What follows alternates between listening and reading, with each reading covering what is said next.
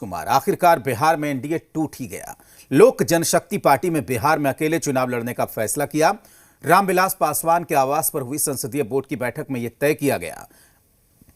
LJP को BJP तो पसंद है, लेकिन नीतीश से नाराजगी बरकरार है और वो नीतीश के नेतृत्व में चुनाव नहीं लड़ेगी।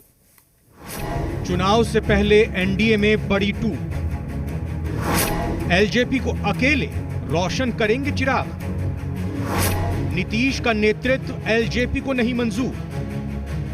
तो चुनाव से पहले बिहार एनडीए में बड़ी टूट हुई है।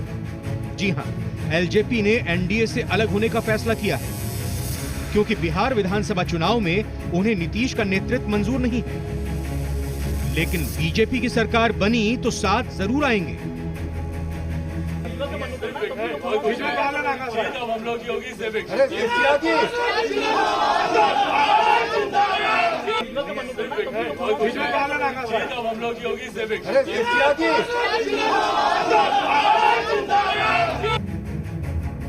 एनडीए में जो टूट रविवार को हुई, उसकी संभावना कई दिनों से जताई जा रही थी और आखिरकार वो हो ही गया। नीतीश सरकार पर भ्रष्टाचार का आरोप लगाकर एलजेपी ने अकेले लड़ने का फैसला किया है और जेडीयू को लगता है कि एलजेपी के इस फैसले के लिए उसे भारी कीमत चुकानी पड़ेगी।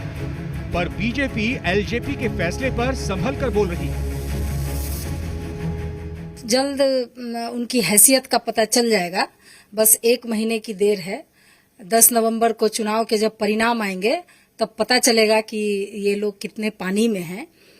मौसम वैज्ञानिक इनके पिताजी थे, ये मौसम वैज्ञानिक नहीं है और गर्म खून है, गलतफहमी हो जाती है लोगों में। मैं समझता हूं कि ये दुर्भाग्यपूर्ण है। अगर साथ होते तो ज़्यादा बेहतर होता, लेकिन मैं समझता हूं कि अंततः सब कुछ ठीक ठाक ही रहेगा।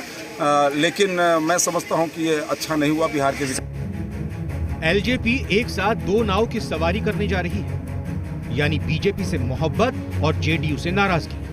ऐसे में इस रणनीति के तहत वो जनता को क्या संदेश देना चाहते हैं? बेमेल गठबंधन यहाँ जबरदस्ती का बना हुआ था सत्ता के लालच में। अब एनडीए का कोई मायने मतलब नहीं है। अब एनडीए का मतलब हो गया बिहार में अब नहीं दोबारा आएगी। उनको मालूम है कि जब तक नीतीश कुमार रहेंगे भाजपा का नेतृत्व बिहार में उभरने वाला नहीं है।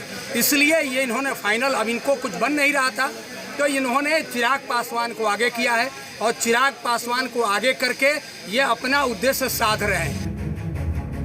एलजेपी ने साफ कर दिया है कि वो बीजेपी कैंडिडेट के सामने अपने उम्मीदवार को नहीं उतारेगी, सिर्फ जेडीयू के खिलाफ अपने प्रत्याशियों को खड़ा करेगी। तो क्या एलजेपी के इस फैसले को लेकर पर्दे के पीछे कोई और रणनीति है जो चुनाव परिणाम के बाद सामने आएगी?